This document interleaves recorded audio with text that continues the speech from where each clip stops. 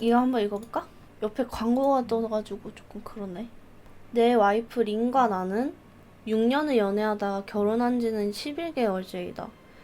우리 사이는 굉장히 평범했고 그동안 이상한 행동이나 레드플래그, 상대방과 연애할 때 피해야 할 위험 신호를 발견한 적도 없었다. 나는 이 상황이 얼마나 그녀와 어울리지 않은 상황인지 더 이상 강조할 수조차 없었다. 리는 굉장히 친절하고 똑똑하며 사려 깊은 여자였다. 그녀는 항상 사리분별 있는 사람이었다. 아이답게 굴거나 나를 겁주려고 하는 것은 평소에 그녀가 하던 짓이 아니었다. 아내가 완전 좀 차도녀인가 본데? 그녀는 공포영화를 보는 것도 별로 좋아하지 않았다. 우리의 첫 번째 데이트 때는 그녀가 샤이닝을 보는 것에 동의하긴 했는데 왜냐하면 내가 얼마나 공포영화를 좋아하는지 알고 있었기 때문이다. 나는 그 영화를 보는 중에 린이 너무 무서워해서 반도 보지 못한 채로 영화를 꺼야만 했다. 그녀는 무서운 것들을 좋아하지도 무언가 장난치는 것도 좋아하지 않았다. 그냥 그녀의 취향이 아니었다. 그리고 그게 다였다. 하지만 이것이 이 일에 대해 내가 이상하게 생각하는 이유이다. 이 일은 너무 그녀답지 않은 일이었다. 인스타에서 본 것 같아요. 나는 린이 어떠한 정신병력을 갖고 있지 않다는 것도 확인해야 했으며 심지어는 가족력까지 확인했다. 무슨 일이 있었길래 이렇게까지? 나는 정신질환이 있는 사람들이 그들의 증상을 잘 숨길 수 있다는 사실을 알고 있지만 우리가 6년 동안 지냈다면 무언가 징후 하나쯤은 내가 알아차리지 않았을까 한다. 2달 전 나는 출근 전에 커피를 내리기 위해 부엌에 있었다. 그날 아침에는 조금 늦잠을 잤기 때문에 평소처럼 던킨도너츠에 들려 커피를 사 마실 시간이 없을 것이란 걸 알고 있었다. 나는 커피 한 모금을 마시고는 재빨리 현관으로 내려갔다. 그때 마침 린이 앞쪽 코너에서 나를 훔쳐보는 것을 알아차렸다. 나는 오직 그녀의 눈만을 볼 수 있었으며 짙은 색의 머리카락 한 올이 벽에 드리워져 있었다. 그녀의 몸 전체는 코너 뒤쪽에 가려져 있었다. 내가 그녀를 봤을 때 나는 거의 커피를 쏟을 뻔했다. 나는 커피 때문에 입술이 심하게 데었다. 린, 바지에 흘린 커피 몇 방울을 닦으며 내가 말했다. 너 때문에 간 떨어질 뻔했잖아. 그녀는 들켜버린 아리처럼 시야에서 사라졌다. 나는 그녀가 거실로 종종 걸음을 치며 도망가는 소리를 들을 수 있었다. 그리고 내가 현관문에 갔을 때 그녀는 시야에서 사라져 있었다. 정말 이상했다. 그리고 아까 말했듯이 그녀의 성격에서 완전히 벗어난 행동이었다. 그러나 나는 그 행동이 그녀가 좀 더 장난스럽고 덜 진지하게 구는 것이라고 생각했다. 나는 린에게 사랑한다고 소리친 후 별난 사람이라고 외쳤다. 그러고 내 뒤에서 현관문이 닫혔을 때 그녀가 웃는 소리가 들렸다. 그녀의 행동은 약간 이상했지만 확실한 건 구마사제를 부를 정도의 일은 아니라는 것이었다. 나는 그 일을 점심때쯤 되자 잊었고 내가 집에 다시 갔을 땐 린은 다시 평범해져 있었다. 나와 그녀 둘 다 그 일에 대해서는 아무 말도 하지 않았고 그렇게 시간이 흘러갔다. 다음날 사건은 사흘 뒤에 일어났다. 새벽 2시쯤이었고 나는 목이 말라 깬 상태였다. 나는 오렌지 주스 병을 손에 쥔 채로 부엌에 서 있었다. 무엇인가 나를 지켜보는 느낌을 강하게 받았다. 무슨 이유에서인지 모르겠지만 나는 바닥을 내려보았고 거기서 나를 올려다보는 아내의 활짝 웃는 얼굴을 발견할 수 있었다. 미친. 그녀는 크게 뜬 눈을 깜빡거리지도 않으면서 활짝 웃는 얼굴로 부엌의 다른 쪽 바닥에서 나를 훔쳐보고 있었다. 채셔캣처럼 활짝 웃고 있었다. 채셔캣? 그 검은색 고양이 그 캐릭터 그건가? 나는 소리 질렀다. 인정하겠다. 짜증이 아니라 공포의 비명이었다. 어떤 이유에서인지 나는 그때 공포를 느꼈다. 내 비명에 리는 뒤로 종종 걸음을 치며 시야에서 사라졌는데 그녀의 손과 발이 탁탁 소리를 내며 네 발로 부엌을 빠르게 빠져나갔다. 네 발로? 나는 그녀를 쫓아가지도 그녀에게 고함치지도 못했다. 나는 그저 충격에 얼어붙어 도대체 씨발 왜 그녀가 저딴 짓을 하는지 의문만을 가진 채 가만히 서 있었다. 인정하기는 싫지만 나는 위층으로 올라가는데 좀 시간이 걸렸다. 하지만 결국에는 올라갔다. 내가 안방으로 갔을 때 리는 잠든 채 옆에 누워 있었다. 아니면 잠든 척을 하는 중이던가. 나는 거기에 잠깐 멈춰서서 린이 정말로 잠들었는지 그녀가 숨쉬는 걸 보았다. 침대에 몸을 눕히는 순간 그녀가 불쑥 튀어나올 것만 같은 느낌이 들었다. 그러나 린은 그러지 않았다. 나는 침대로 기어들어갔고 그녀는 움직이지도 않았다. 그녀의 숨결은 부드럽고 깊었으며 나는 내가 전부 꿈을 꾼 것인지 의문을 들기 시작했다. 다음날 아침, 나는 그녀가 커피를 마시러 내려올 때까지 기다렸다가 그녀에게 머그잔을 넘겨주고 볼에 키스를 하며 어젯밤의 일에 대해 묻기로 결심했다. 어젯밤엔 뭐였어? 나는 그녀의 기분을 상하게 하거나 당황스럽게 하지 않기 위해 밝은 톤을 유지하며 물었다. 그녀는 커피잔을 손에 쥔 채로 얼굴을 찡그린 채 고개를 흔들며 무슨 말을 하는지 모르겠다는 표정을 지었다. 너가 다시 날 훔쳐봤잖아, 저기서. 나는 부엌을 가리키며 말했다. 그녀는 내가 가리키는 쪽을 보았다가 다시 나를 보며 웃음을 터뜨렸다. 그녀가 너무 크게 터뜨린 웃음 탓에 나는 그녀와 함께 웃을 수밖에 없었다. 너가 가끔씩 날 소름 돋게 한다고. 젠장, 알아? 내가 말했다. 그녀가 피식 웃더니 개수대에 컵을 두며 두 팔로 내 목을 감쌌다. 너는 날 항상 소름 돋게 하니까. 그러니까 내 생각엔 둘 다 그러는 것 같아. 그녀가 놀렸다. 응?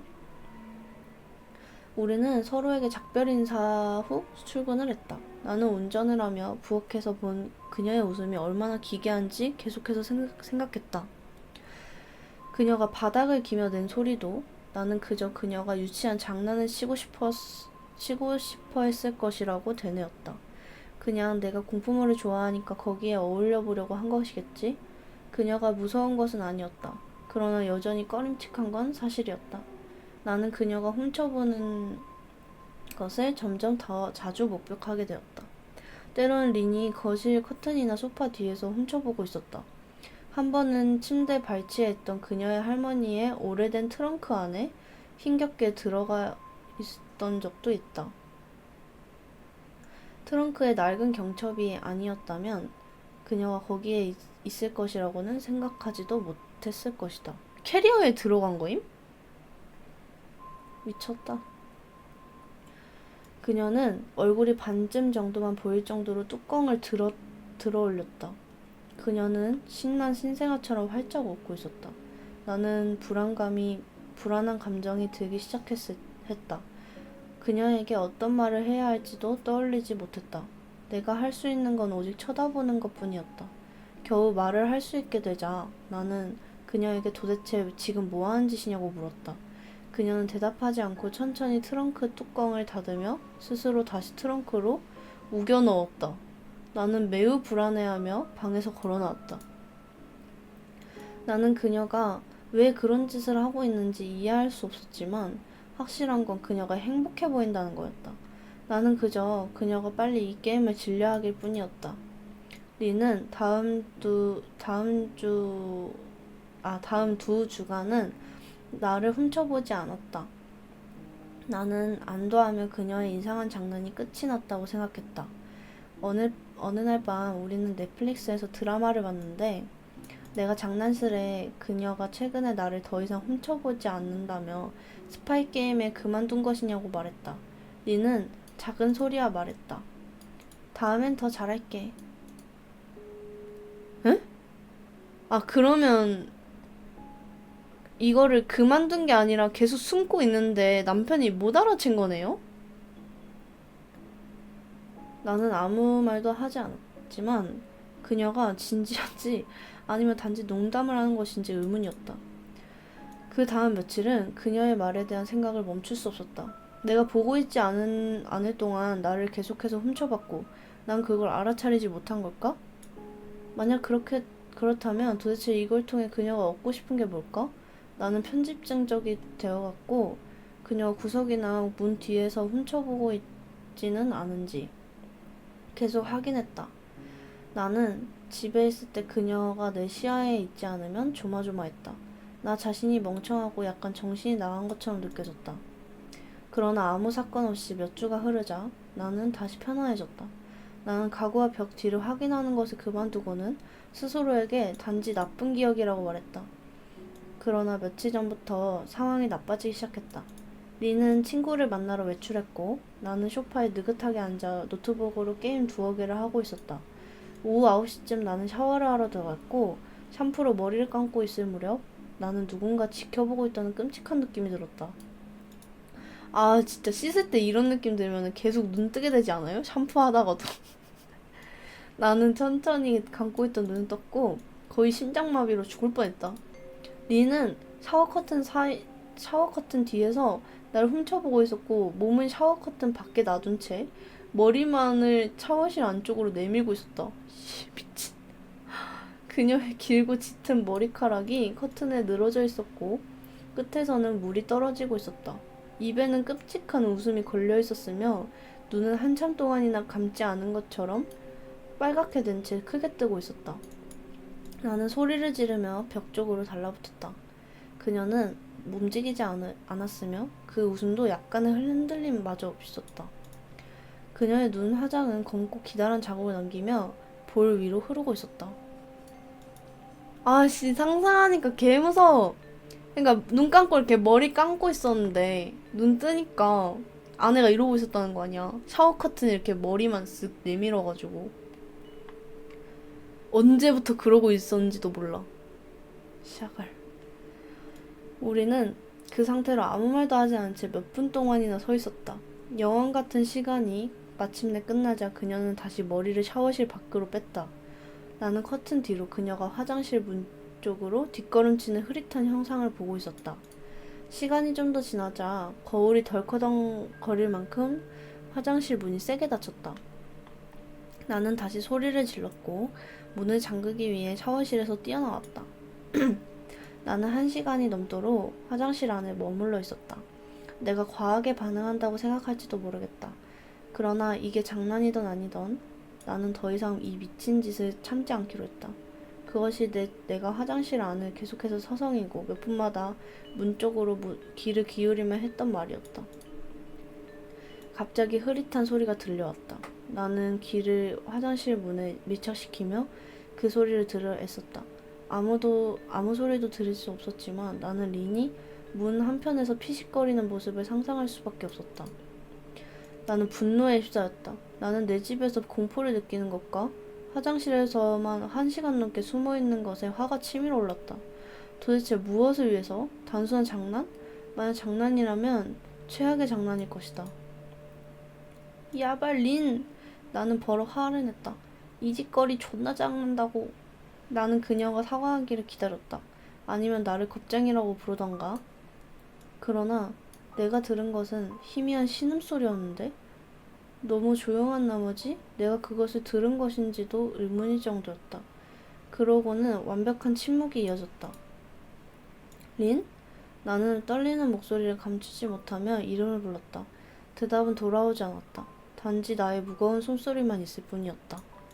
맹세코 말하는데 씨발 이거 그만해. 나는 주먹으로 문을 치며 고함쳤다. 나는 린이 내게 욕을 퍼붓기를 기다렸다. 왜냐하면 내가 그녀에게 이렇게 소리친 적은 처음이기 때문이다. 그러나 아무 반응도 없었다. 단지 샤워 헤드에서 떨어지는 물방울 뿐이었다. 내가 무서움을 느꼈다는 사실은 부정하지 않겠다. 나는 그 망할 놈의 문을 열고 내 아내의 얼굴을 마주하기에는 너무나도 겁이 났다. 나는 다시 30분 이상을 기다렸다. 그러나 그게 무서운 상황이라면 족같이도 긴 영원의 시간처럼 느껴진다. 마침내 나는 오늘 밤 내내 온통 화장실에 숨어있지 않기로 결정했고 무릎을 꿇어 문 밑을 살펴보았다. 나는 그녀의 얼굴이 나를 쳐다보고 있진 않을까 하고 예상했지만 다행히 그런 일은 없었다. 나는 쭉 뻗은 복도와 2층으로 올라가는 계단을 볼 수 있었지만 린은 보이지 않았다. 나는 이것에 대해 기뻐해야 할지도 확신이 서지 않았다. 그렇게 몇 분 동안을 지켜보며 그녀의 머리가 계단의 가장 위쪽에서 나타나기를 기다렸지만 그런 일은 일어나지 않았다. 나는 일어서서는 문 앞에서 손을 허공에 둔 채로 문을 열 마음의 준비를 하고 있었다. 나는 떨리는 손으로 천천히 문고리를 돌렸고 지금까지도 생각해보며 역겨운 소리를 듣자마자 문을 획 하고 열어제꼈다. 전보다 더 큰 신음이었다. 그러나 이번에는 어디서 돌아오는지 알 수 있었다. 나는 슬로우 모션 마냥 천천히 옷장 문 쪽으로 고개를 돌렸고 옷장 문 틈새로 나를 훔쳐보던 아내와 눈이 마주쳤다. 그녀는 여전히 눈을 매우 크게 뜨고 있었으며 내가 이제까지 살면서 보았던 가장 기괴한 웃음으로 입을 벌리고 있었다. 나는 너무 겁에 질린 나머지 소리조차 지르지 못했다. 그녀는 가슴에 손을 모은 자세였으며 순수한 기쁨만으로 몸이 떨리고 있었다. 그녀가 흥분을 주체하지 못하는 듯했다. 쇳소리가 나는 짧은 신음이 그녀의 목구멍에서 쳐져나왔고 깊고 거친 소름이 내 온몸에 터졌다. 어쨌든 나는 화장실 문을 열어제낀 후 거실 테이블에 있던 차 키와 핸드폰을 낚아채고는 집 밖으로 나가기 위해 가능한 한 빠르게 아래층으로 뛰어내려갔다. 나는 등 뒤에서 그녀의 날카로운 웃음소리를 들을 수 있었지만 나를 쫓아오지 않는 듯했다. 나는 앞문을 닫지도 않은 채 집 밖을 빠져나갔다. 나는 속도 제한에만 걸리지 않을 정도로 가장 빠르게 차를 타고 집에서 도망쳐 나왔고 계속해서 추위 아니면 공포 때문에 몸을 떨었다. 아마 둘 다일 것이다. 나는 외투나 신발 한 켤레조차 챙겨 나오지 못했다. 나는 여전히 속옷 차림이었고 머리는 수축한 상태였다. 나는 모든 전화와 문자를 무시하며 곧장 40분 거리인 남동생 크리스의 집으로 향했다. 남동생의 집에 차를 무사히 댈 때까지 나는 전혀 핸드폰을 보지 않았다.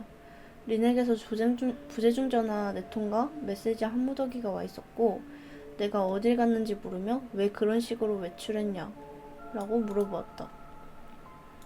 나는 그녀의 태연한 태도에 분노에 차서 폰을 내던졌다. 남동생과 그의 아내는 나를 보자마자 놀랐다. 특히 속옷바람으로 온 것에 대해 더.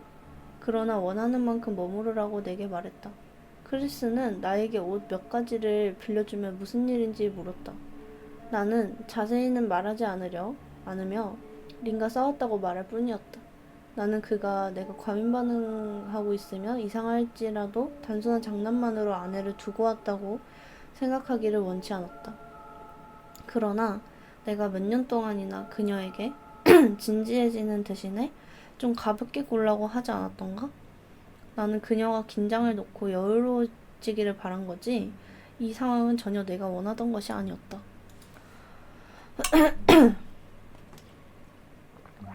이게 이 화장실에서 옷장에서 아내가 보고 싶다 했잖아요. 이 옷장이 화장실 안에 있던 옷장이었던 거임. 그러니까 그 화장실 안에서 1시간 반 동안 아내 때문에 무서워서 밖에 못 나간 건데 알고 보니까 그냥 그 화장실 공간 안에 같이 있었던 거야. 1시간 반 동안. 그래서 이렇게 허겁지겁 챙겨서 나온 거죠. 나는 소파에서 자려고 했지만 내 뇌는 그렇지 못했다. 내가 눈을 감을 때마다 옷장 속에서 날 바라보던 린의 얼굴이 보였다. 그녀가 그동안 계속 옷장에 있었을 것을 생각하니 온몸에 소름이 돋았다. 그녀는 망할 화장실을 전혀 떠나지 않았었다. 그 대신 옷장 속에 기어들어가서는 나를 속이기 위해 화장실 문을 닫았던 것이다. 나는 집에 돌아가야 한다는 생각만으로도 불안해졌다. 나는 잠에 들지 못하고 계속해서 뒤척였다. 크리스는 결국 나에게 수면 유도제를 주었고 그 덕분에 나는 조금이나마 휴식을 취할 수 있었다. 잠은 끔찍한 꿈들로 가득 차 있었다. 전부 린의 웃는 얼굴이었다. 나는 막 동이 틀 때쯤 깨어났다. 소파에서 자서 그런지 온몸이 쑤셨고 갈증이 느껴졌다. 나는 언젠가는 린에게 전화를 해야 한다는 것을 알고 있었지만 무슨 말을 해야 할지 감이 오지 않았다. 나는 그녀가 그 짓거리를 그만두겠다고 말할 때까지 집에 가지 않을 예정이었다. 나는 그저 내 아내가 원래대로 돌아왔으면 했다. 그녀의 진지했던 성격이 그렇게나 좋아 보일 수가 없다. 나는 그녀에게 전화해 이에 대해 말할지 고민하던 중 익숙한 느낌이 다시 날 찾아왔다. 누군가 나를 지켜보고 있다. 나는 천장을 바라보고 있었고 심장이 목구멍까지 솟아오르는 느낌이었다. 나는 시선을 돌리고 싶지 않았지만 오랫동안 무시할수록 그 느낌은 점점 심해져만 갔다. 시선이 저절로 움직였다. 그녀의 얼굴이 소파 옆 창문에 바짝 달라붙어서는 여전히 똑같이 크게 입을 벌리며 웃는 얼굴로 나를 내려다보고 있었다. 그녀의 입술에서는 침이 흐르고 있었으며 유리창에는 두 줄기의 침자국이 남아있었다. 나는 그녀가 얼마나 오랫동안 거기서 그러고 있었는지 모르겠지만 하룻밤 내내 그러고 있었을지도 모른다는 생각이 들었다. 아내가 찾아왔네? 동생 집까지? 나는 비명을 지르지 않았다. 그 순간만큼은 분노가 공포를 억눌렀다. 나는 소파에서 일어나 손바닥으로 유리창을 내리치며 말했다. 린, 당신 미친 거야? 지금 도대체 뭐하는 짓거리야? 집에 가. 내가 소리쳤다. 당장! 그녀는 움직이지 않았으며 그녀의 기분 나쁜 표정 또한 전혀 변하지 않았다. 오히려 그녀의 웃음은 더 커져갔으며 이만큼 기뻤던 적이 없다는 표정이었다. 나는 크리스와 그의 아내가 위층에서 내려오는 것을 들을 수 있었다. 리는 밖에서도 그들이 내려오는 소리를 들을 수 있는 것처럼 보였으며 그녀의 머리가 소리나는 쪽을 향해 움직였다. 그러고는 서서히 입을 닫기 시작했다. 크리스가 면벽히 걱정하는 목소리로 내 이름을 불렀다. 나는 아래층으로 헐레벌떡 내려오는 그와 그의 아내 레베카를 보기 위해 고개를 잠깐 돌렸다. 내가 창문으로 시선을 다시 돌렸을 때는 린이 사라지고 없었다. 그녀가 거기 있었다는 증거는 여전히 흐르는 두 줄기의 침자국뿐이었다. 나는 크리스와 레베카에게 일어나 보니 창문을 통해 린이 날 보고 있었다고 설명하려고 노력했다. 그들은 내 말에 회의적인 반응을 보였는데 그 누가 안 그러겠는가? 크리스와 나는 밖으로 나가 창문 앞으로 가봤지만 발자국은 없고 약간의 흐릿한 자국만 남아있을 뿐이다. 크리스는 동물일 거라고 말했고 나는 거기에 대해 더 이상 답하지 않았다. 그와 레베카는 내가 겪은 것이 전부 꿈이라고 생각했으며 내 말을 이해하지도 못했고 무엇보다 나는 이에 대해 설명하는 것이 너무 힘들었다. 나는 회사에 결근한다고 말한 뒤 핸드폰을 꺼버렸다. 나는 린을 마주하고 싶지 않았다. 단지 그녀에게 선을 넘었다고 말하고 싶었다. 나는 정말로 그녀에게 되돌릴 수 없는 문제가 생겼다고 믿기 시작했다. 그녀가 다시는 그러지 않겠다고 약속한다고 해도 말이다. 그러한 생각에 마음이 슬퍼졌다. 나는 아침 내내 울었다. 오후가 되자 나는 그녀를 마주할 준비가 되었다고 생각했다. 그녀에게 스스로 변명할 마지막 기회를 주자. 6년이라는 시간을 보냈는데 그 정도는 줄 수 있으니까. 나는 다시 핸드폰을 켜고 그녀가 보낸 수많은 메시지들을 보았다. 전부 나를 걱정하는 아내가 보낸 것처럼 보였다. 우리 대화 좀 할까? 사랑해. 제발 전화 좀 해봐. 나 진짜 걱정돼. 답장 줄 수 있어? 집으로 돌아와줘. 찾아갔잖아, 자기가. 나머지도 다 같은 내용이었다. 모든 문자들의 내용은 그녀는 날 사랑하고 내가 집으로 돌아오기를 바란다는 내용이었다. 그녀가 날 얼마나 걱정하는지에 대한 것들 따위 그녀가 했던 미친 짓에 대해서는 전혀 언급하지도 않았다.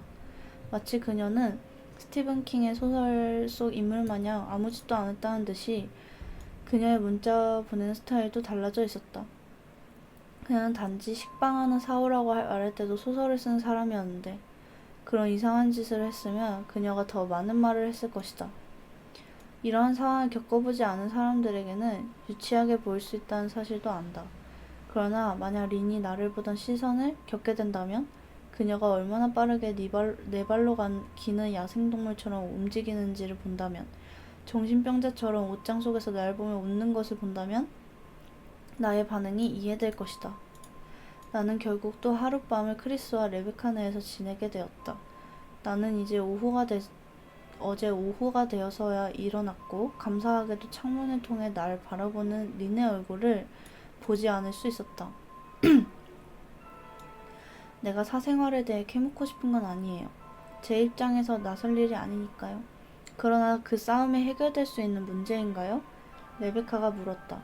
그녀는 우리에게 점심으로 샌드위치를 만들어 주었다. 나는 그녀가 참견하게 좋아하는 사람처럼 보이지 않기를 원하면서도 이 문제를 해결하고 싶어하는 것으로 눈치챘다. 그러게요. 전 그저 그녀가 다른 사람 같이 느껴져서요. 나는 단어 선택을 조심스럽게 하며 말을 했다. 아직 레베카나 크리스에게 내가 해결해야 할 미친 짓들에 대해서 말할 준비가 되지 않은 상태였다. 사람은 변해요, 벤. 하지만 그녀는 여전히 당신과 결혼한 여자인걸요? 아마도 당신 둘 다 단지 대화가 필요한 것 뿐일 거예요.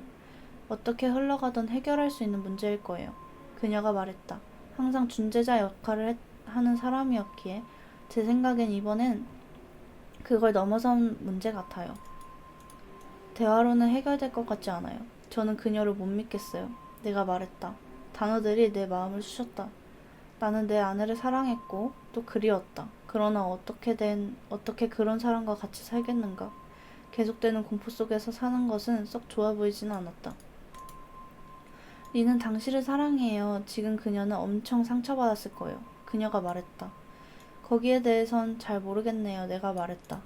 글쎄요. 저에겐 그렇게 보였어요. 그녀가 그렇게 상처받은 걸 처음 봤어요. 제가 아는 린답지 않게요. 레베카가 슬프게 머리를 흔들며 말했다. 그녀의 말이 정확히 와닿는데 1분 정도가 걸렸다. 그리고 마침내 이해하자 두려움이 내 피부를 타고 올라오는 것 같았다. 잠깐 무슨 뜻이에요? 그녀를 봤어요? 린을 봤다고요? 내가 물었다. 입이 갑자기 말라갔다. 레베카는 그 사실이 악몽을 악화시키는 것이라고 생각하지 못한 채 평범하게 고개를 끄덕였다. 아마도 그녀에겐 악몽이 아니겠지. 크리스가 출근한 직후 아침에 그녀가 잠깐 들렸어요. 그녀 테이블에서 접시를 치며 말했다. 그녀의 차를 보지는 못했어요. 아마 우리 우버 같은 걸 타고 온 거겠죠? 레베카 닌이 뭐라고 말했어요? 그녀가 집 안으로 왔었나요? 내가 말했다. 이마에서 땀이 흐르기 시작했다. 나는 포식자가 도사리는 것 마냥 주변을 보고 구석을 확인하기 시작했다. 아니요, 닌은 그냥 당신이 일어났는지만 물어봐서 아니라고 답했죠. 제가 깨워줄지 물어봤는데 괜찮다고 해서요. 그래서 그냥 자게 냅뒀죠. 그녀가 설거지하면서 말했다. 그게 전부예요? 다른 말은 안 하던가요? 내가 물었다. 아니요, 그녀 말이 아니더군요. 마치 며칠은 안 잔 것처럼요. 제 생각엔 그녀에게 전화를 좀 해봐야 할 것 같은데요. 나는 식탁에서 일어나서는 레베카에게 점심에 대해 감사 인사를 전했다. 나는 적어도 그녀가 집 안쪽까지는 들어오지 않았다는 사실에 조금 나아졌다. 그러나 여전히 나는 문이 잠겼는지 2번씩이나 확인해야 했다. 나는 한동안 앉아서 다음에 무엇을 해야 할지 고민했다. 나는 집에 가고 싶진 않았지만 그녀를 도울 수 있다면 돕는 것이 내 도리라고 느껴졌다. 그녀가 아프던 간에 사랑하고 존중하겠다고 맹세하지 않았던가? 그녀는 명백히 아픈 것이었다. 만약 그녀가 아프다면 정말 그렇게 믿고 있기도 하지만 나는 그녀가 필요한 도움을 받게 노력해야 할 것이다. 그러나 나는 어디서부터 시작해야 할지도 몰랐다. 경찰에게도 전화하고 싶지 않았으며 게다가 도대체 경찰에다가는 뭐라고 말해야 하는가? 내 아내가 날 훔쳐봐요? 아내가 이상하게 굴어요? 그녀가 기괴한 행동을 하긴 했어도 여전히 아무 범죄도 저지르지 않았다. 아직은 말이다. 경찰은 내가 과민 반응을 한다고 말할 것이 뻔했다. 그러나 이것은 장난 같은 것이 아니라 뭔가 잘못되었다. 위험한 수준이었다. 불길한 무언가가 그녀의 웃음에 도사리고 있었다. 남편으로서 그녀를 입원시킬 권한이 있다는 걸 알고 있었다. 그러나 만약 그녀가 병원 사람들 앞에서는 정상처럼 행동한다면 그녀는 명백히 레베카를 속여 본인의 걱정 많은 아내로 보이게 했다. 의사들이 그녀가 자해 또는 타해의 위험이 없다고 판단하는 한 그녀는 72시간 이내로 병동에서 나올 수 있을 것이다. 나는 길을 잃고 압도되는 듯한 느낌을 받았다. 그래서 내 상황에서 할 수 있는 남편의 도리를 해냈다. 그녀의 어머니에게 전화했다. 나도 하고 싶지 않았다, 정말로. 그녀의 어머니인 마리앤과는 그닥 좋은 사이는 아니었다. 싸우거나 그런 것은 아니었다. 그저 그녀가 온화하지 않고 어울리기 힘든 사람일 뿐이었다. 그녀는 거의 웃지 않을 뿐더러 웃는다 해도 아주 얇은 미소가 눈 깜빡하기도 전에 사라지는 그런 사람이었다. 그녀는 평생 동안 불친절한 사람이었던 것 같은 분위기를 풍겼다. 나는 그녀를 2번밖에 만나지 않았을 뿐더러 그 두 번마저 짧은 반문이었다. 나는 그녀가 자기 딸의 동반자로 나를 탐탁치 않아 한다는 느낌을 받았다. 리는 항상 자리를 서둘러 뜨려고는 했는데 그녀가 내가 불편해하게 원치 않았기 때문이다. 나는 그것에 감사했었다. 린의 어머니인 동반자가 되는 것은 거의 견딜 수 없을 만큼 힘들었다. 마치 유리 위를 걷는 것처럼 나는 우리가 세계의 주나 멀리 떨어진 곳으로 이사갔을 때 더 이상 그녀를 자주 보지 않아도 된다는 사실에 기뻐했다. 나는 그 여자를 피할 수 있어서 기뻤지만 지금은 그녀도 도움이 필요했다. 나는 정말로 그녀와 전혀 대화하고 싶었지만 나는 나보다 린에 대해 더 잘 아는 누군가와 대화해야 했다. 그래서 나는 이를 악물고 내가 해야 할 일을 했다. 여보세요? 그녀가 대답했다. 이미 짜증난 듯 보였다.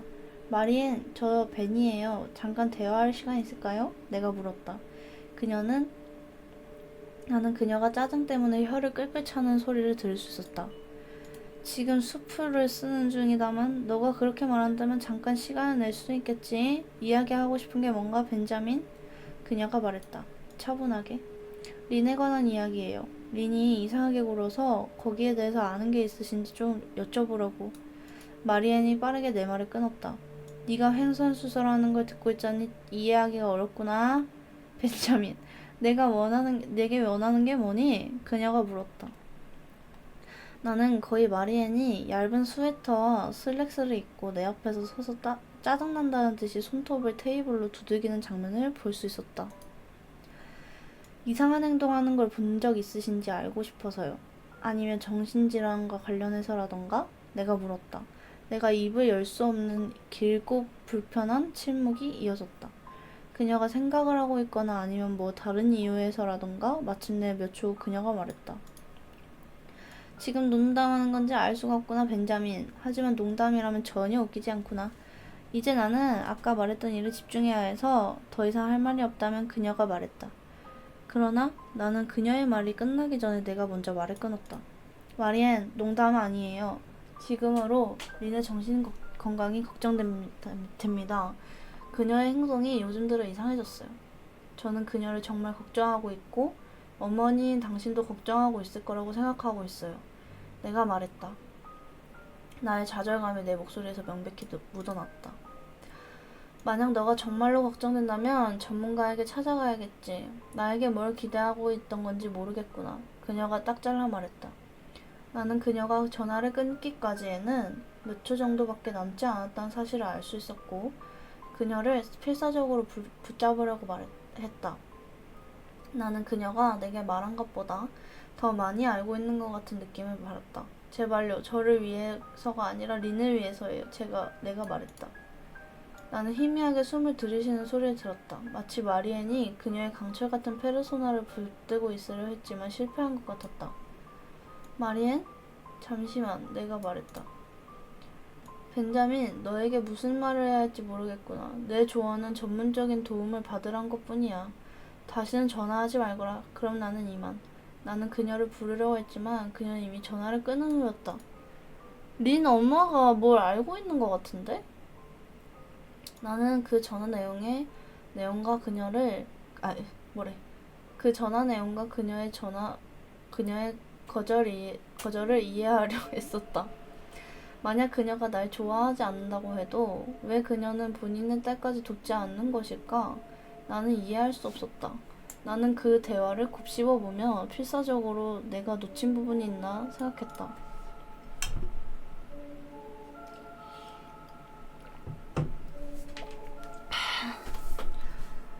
내가 거의 포기했을 때쯤 나는 그녀의 마지막 말이 떠올랐다. 전문적인 도움을 받아라.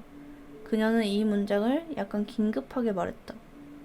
나는 거기에 지푸라기라도 잡는 심정이었지만 그 말을 할 때 그녀의 목소리가 약간은 변했었다. 마치 그 문장이 매우 중요한 것처럼.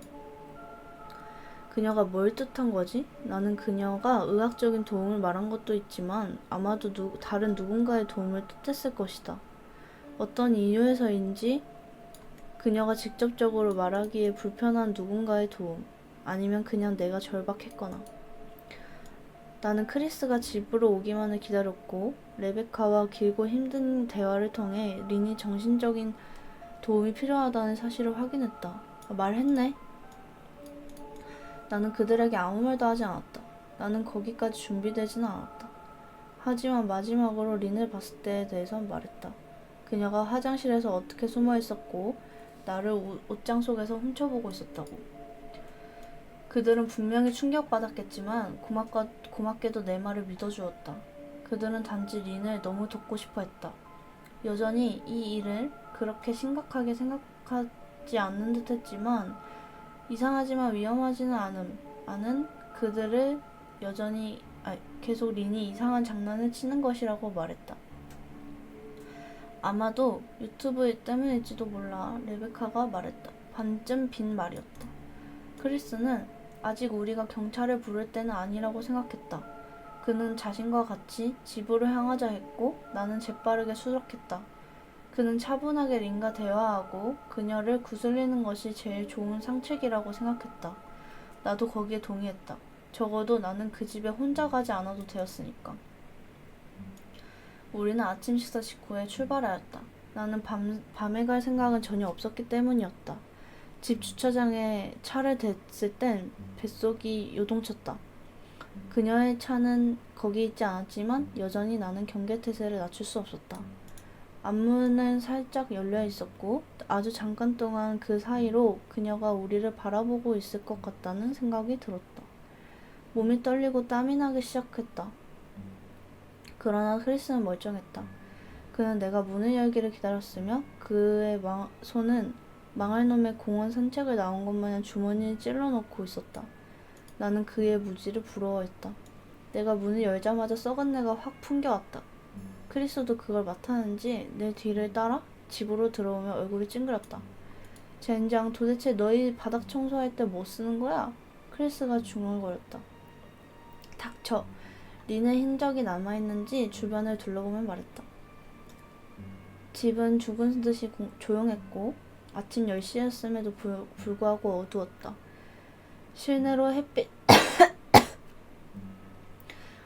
한 줄기도 들어오지 못하게 모든 커튼들이 쳐져 있었다. 이틀 전까지 내가 있던 집이었지만 그렇지 않았다면 나는 이 집을 폐가로 생각했을 것이다.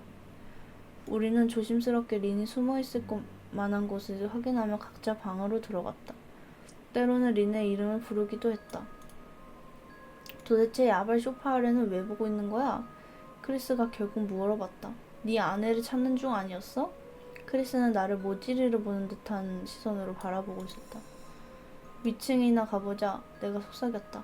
그는 고개를 절레절레 흔들었지만 화장실과 다른 안방을 확인하기 위해 나를 따라갔다. 계단을 올라가는 길에 내 신발이 유리 조각을 밟아 바스락거렸다. 유리 조각은 몇몇 계단에 더 흩뿌려져 있었다. 나는 액자 케이스에 보관되어 벽에 걸려있던 린과 결혼사진이 깨져 있다는 것을 발견했다. 액자는 뒤틀린 채로 벽에 걸려 있었으며 액자의 유리는 전부 없어진 상태였다. 나는 그 사진을 응시하다가 울컥하는 감정이 목까지 올라왔다. 우리는 결혼 서약을 맺은 후에 바로 교회 밖에서 저 사진을 찍었었다. 하얀색 드레스를 입은 린이 너무나도 아름다워 보였다. 나는 린의 아름다운 얼굴을 바라보았다. 나는 그녀의 얼굴이 공포의 원천이 될 것이란 사실을 꿈에도 꿔보지 못했다. 우리는 다른 안방을 확인하기 위해 남은 계단을 더 올라갔다. 그러나 그곳은 전혀 손댄 흔적이 없었다. 그리고 나는 화장실에 들어가기를 주저했다. 그날 밤에 공포가 한꺼번에 내게 몰려왔다. 크리스는 그걸 알아채고는 본인이 하겠다고 나섰지만 내가 그를 막아섰다. 그래서 우리는 같이 화장실로 들어가 옷장과 샤워실을 확인했다. 화장실도 내가 집을 떠난 이후에 손댄 흔적이 없어 보였다. 벤, 내 생각엔 린이 여기 없는 것 같아. 옷 좀 챙겨서 내일 다시 오거나 그러면 어때? 크리스가 말했다. 나는 고개를 끄덕이고 안방으로 들어가 덮을백에 옷가지들을 아무렇게나 던져 넣었다. 내가 옷장 속을 확인했을 때 나는 썩은 애의 원인을 마주하고 말문이 막혔다. 크리스도 한 번 보고는 얼굴이 창백해졌다.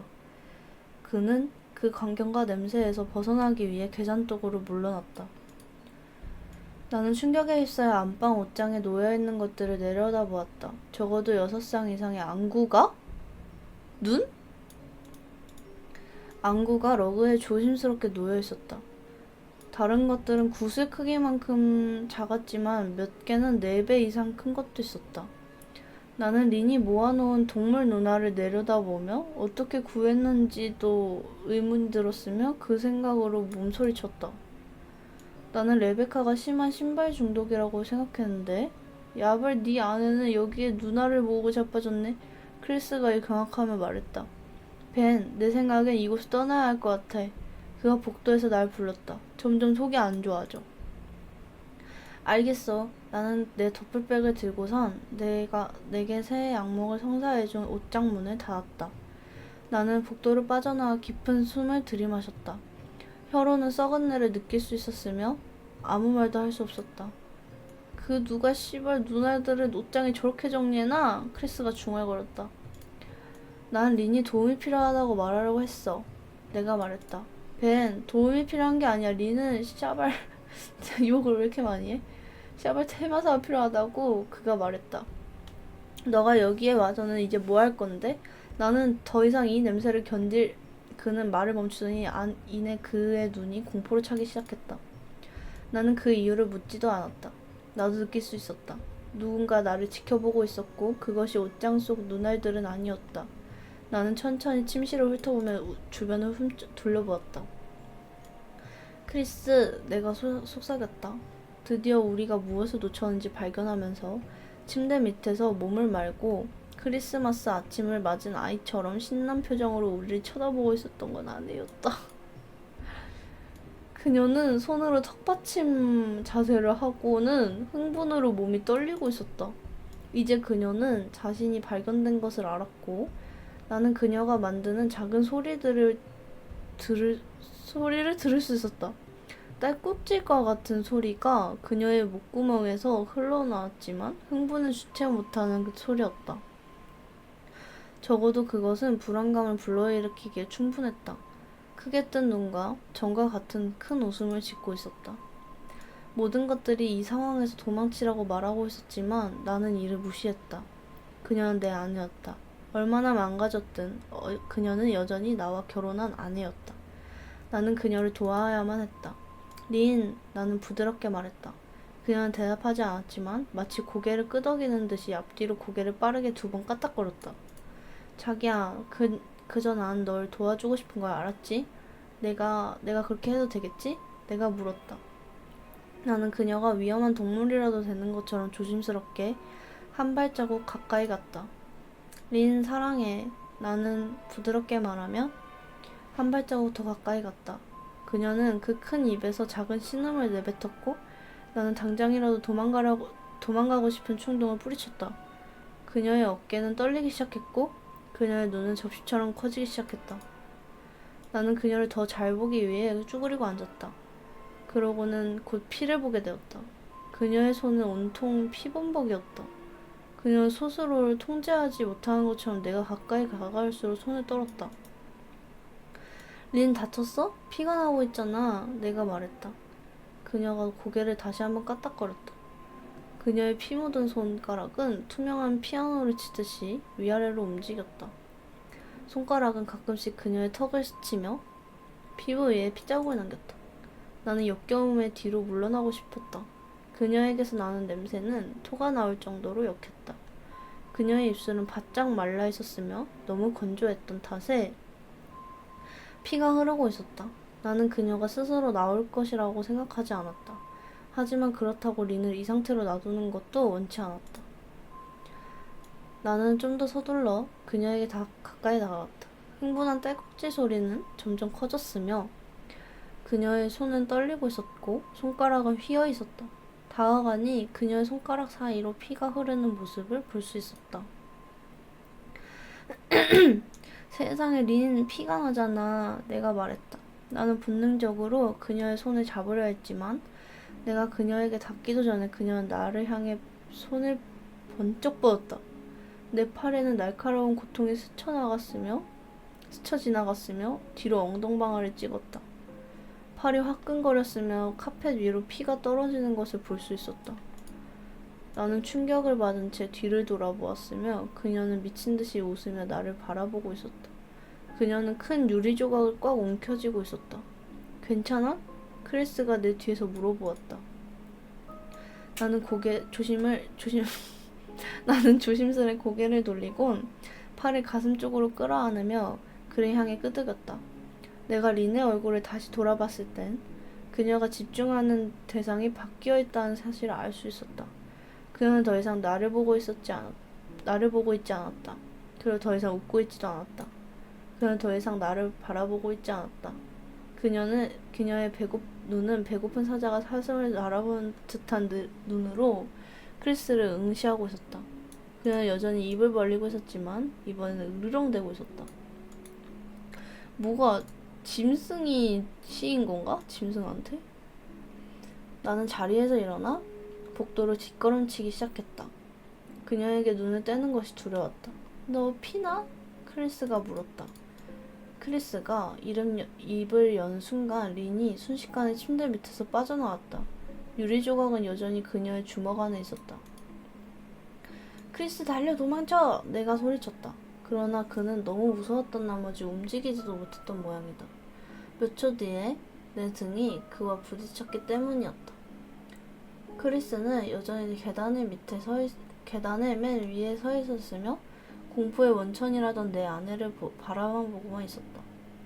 린은 완전히 침대 밑에서 기어나와서는 침실 문 쪽에 서 있었으며 얼굴은 분노로 뒤틀려 있었다. 그녀의 몸 전체가 긴장이 들어가 있었다. 그녀의 손가락에서 피가 타고 흘러내려 바닥으로 떨어졌다. 신이시여 린, 크리스가 말했다. 숨바꼭질 하고 있는 거야? 나는 다시 돌아와서 그를 계단 쪽으로 밀었다. 젠장, 움직여 크리스. 나는 내가 할 수 있는 한 조용히 단호하게 말했다. 린은 날카롭고 빠르게 고개를 까딱거렸다.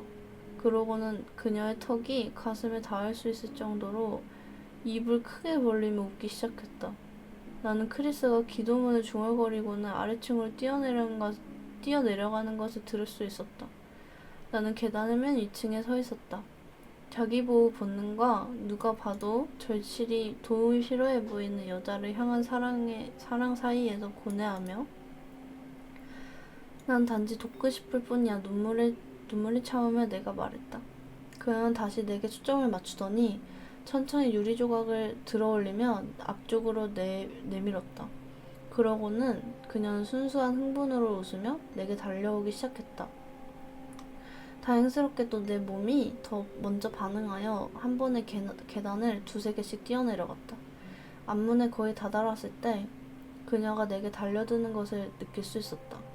그녀는 팔로 내 목을 감쌌으며 벌리고 있던 입은 내 귀 바로 옆에 있어서 끔찍한 딸꾹질 소리를 선명하게 들을 수 있었다. 나는 몸을 흔들어 그녀를 떼어내고선 바닥으로 그녀를 쓰러뜨렸다. 나는 그녀가 달려들었을 때 타는 듯한 고통을 느꼈지만 앞문을 거칠게 열고서는 차로 달려갔다.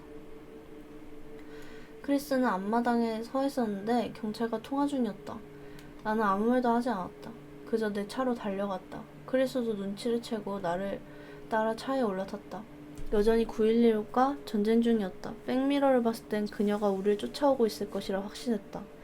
그러나 그러지 않았다. 우리는 곧장 응급실로 가서는 팔에 11바늘, 등에는 3바늘을 꿰맸다. 경찰은 우리에게 많은 질문을 했고 조사를 위해 집으로 다시 갔지만 당연히도 리는 거기에 있지 않았다. 경찰은 우리에게 친구나 친척과 당분간 함께 지내라고 조언하며 가능한 빨리 접근 금지 명령을 신청하려고 했다. 그러나 이러한 것들이 아무 소용없을 것이라는 사실을 깨달았다. 왜인지 그냥 알고 있었다. 나는 크리스를 집에 데려다주고는 1시간 거리에 있는 모텔로 향했다. 나는 린과 거리를 최대한 벌려놓고 싶었다. 이 일들이 방금 4시간 동안 있었던 일이었다. 아마도 경찰들이 그녀를 찾아낼 것이고 그 다음에 필요한 도움을 그녀에게 주겠지. 그러나 현재 나는 그렇게 생각하지 않는다. 왜냐하면 40분 전에 모르는 번호로 문자를 받았기 때문이다. 오직 3글자였다. 찾았다. 그러고는 사진이 전송되었다. 사진은 어둡고 흐릿했지만 이내 곧 나는 그것이 무엇인지 깨달았다. 그것은 틀림없이 내 아내의 눈이었다. 나는 그 이후에 이걸 작성하기 시작했다. 이제 뭘 해야 할지도 모르겠다. 나는 혼자다. 또한 두렵다. 그리고 누군가 날 지켜보는 느낌이 든다. 그치네요.